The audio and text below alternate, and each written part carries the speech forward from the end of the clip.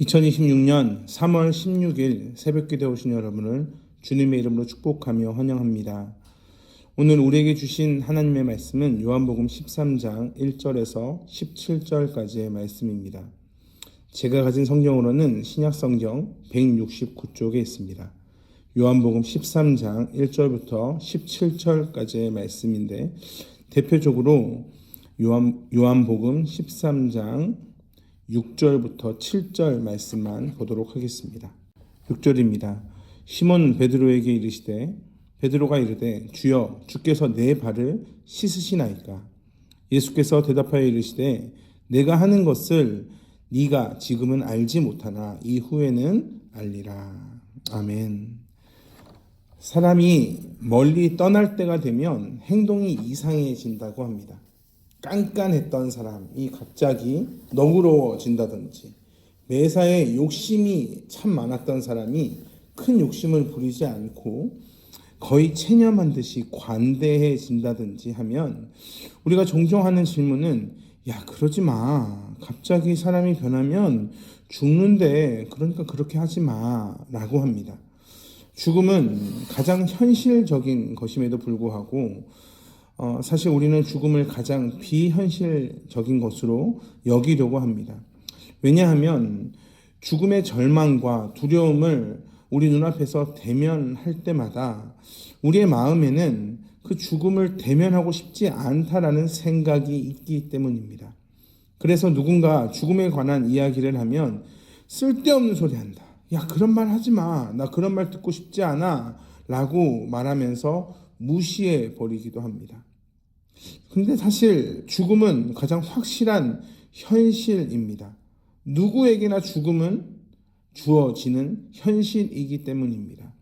그러나 가장 확실한 현실이라고 할지라도 살아있는 동안에는 가장 비현실적인 것으로 여기고 싶은 것이 우리의 마음입니다.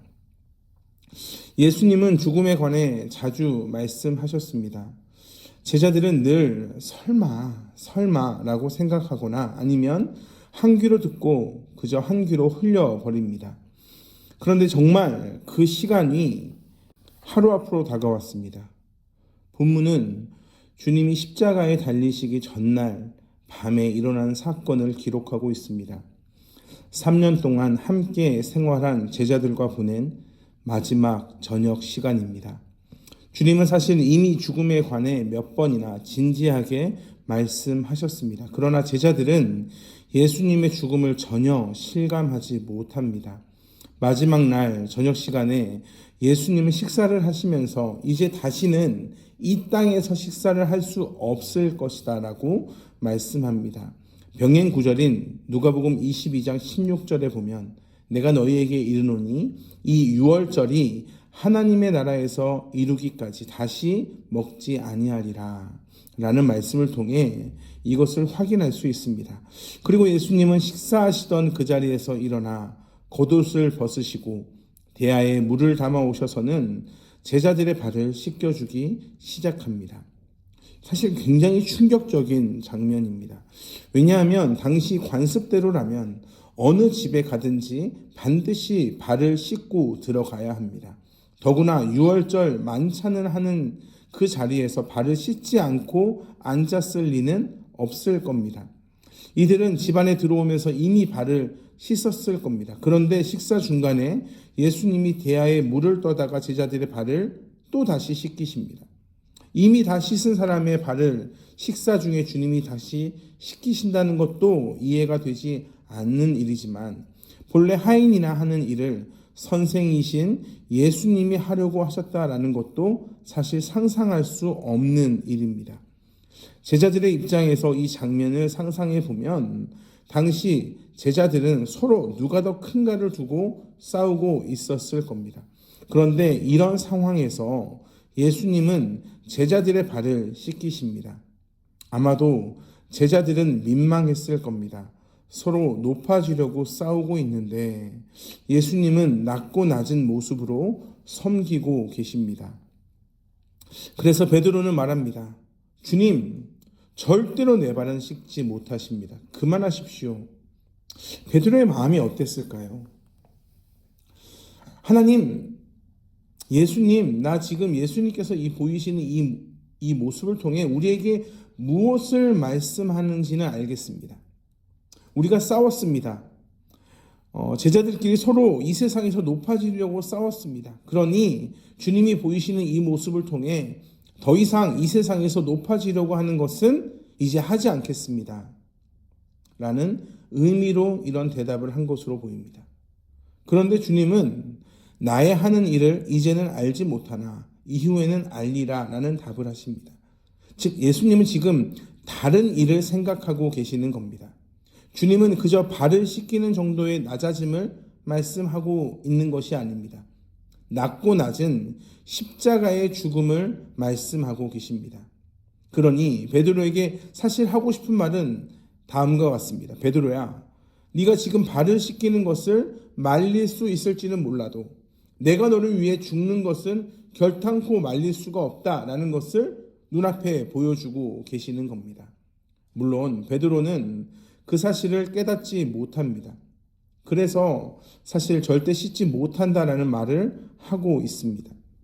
아마도 베드로는 예수님께 민망했던 것 같습니다.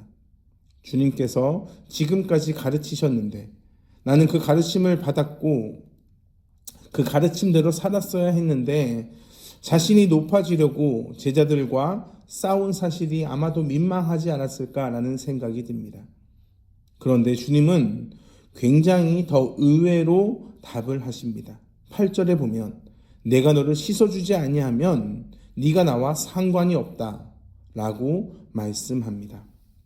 베드로는 주님, 내가 주님을 많이 사랑하고 많이 아낍니다. 그래서 발을 씻기지 말라라고 말씀드렸는데 만약에 내가 주님과 상관이 없어진다면 주님, 내 손과 머리도 씻어주십시오. 나는 그만큼 주님을 사랑합니다. 나는 주님과 그만큼 깊은 관계를 가지고 싶습니다. 라는 표현을 하고 있습니다.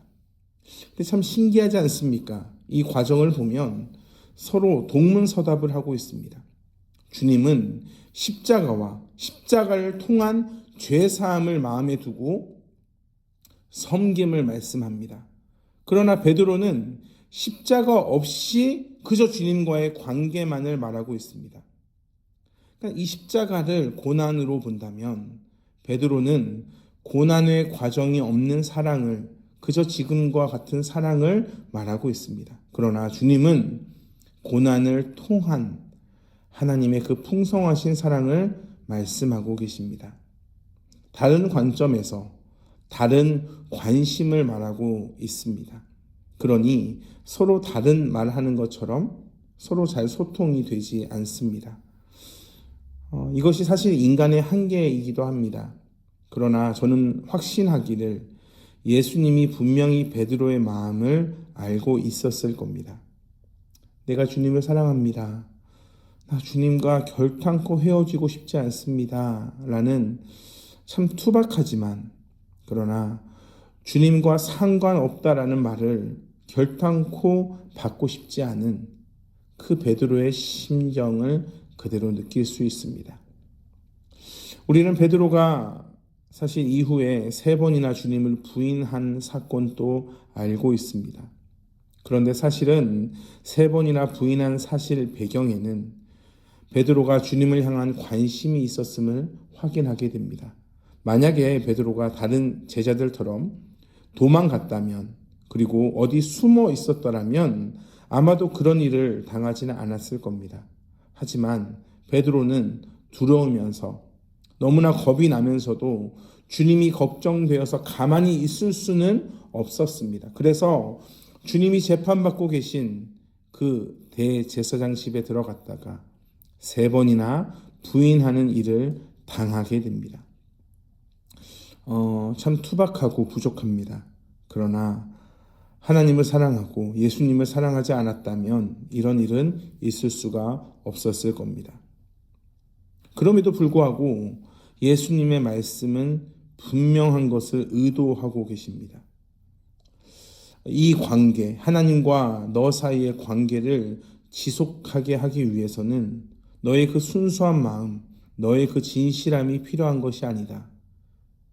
너와 나 사이를 계속적으로 유지하기 위해서는 예수 그리스도의 진실하심, 예수 그리스도의 열심이 필요하다라는 것을 말씀합니다. 베드로의 그 헌신은 참 귀했지만 지금 베드로 그리고 또한 우리에게 필요한 것은 단순히 예수님을 사랑하는 것이 아닙니다. 우리에게 필요한 건 주님의 십자가였습니다. 그저 순수한 열정으로 이룰 수 있는가? 그럴 수는 없는 겁니다.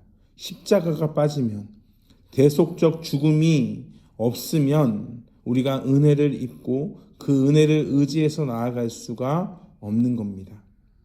사랑하는 성도 여러분, 우리가 연약하기에 매번 같은 죄를 반복해서 짓습니다.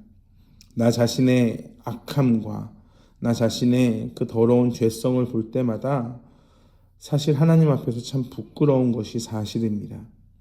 그러나 그럼에도 불구하고 우리는 믿음으로 살겠다라고 고백할 수 있는 자들입니다.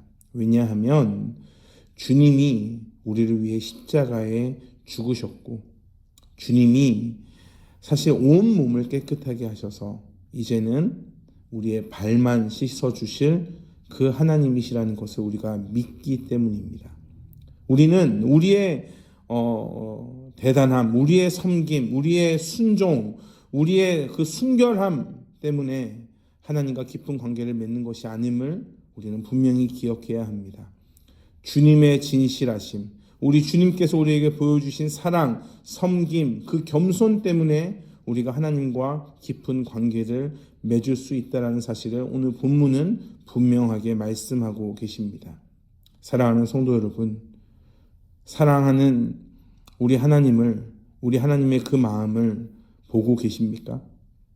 그것을 보셨다면 어떻게 살아가야 할지, 하나님을 중심으로 어떻게 이 삶에서 하나님의 영광을 드러내며 살아가야 할지 나의 삶을 돌아보시길 주님의 이름으로 축복합니다.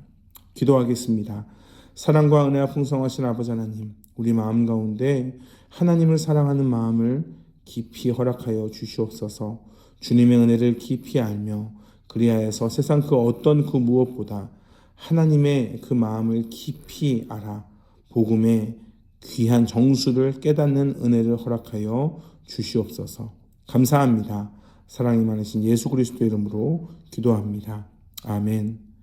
우리 주 예수 그리스도의 은혜와 하나님의 풍성하신 사랑과 성령 하나님의 언제나 동행하시는 은혜가 오늘도 하나님의 은혜 가운데 하루를 살아갑니다. 믿음으로 고백하는 한 분 한 분 위에 영원토록 함께 하시길 간절히 축원하옵나이다.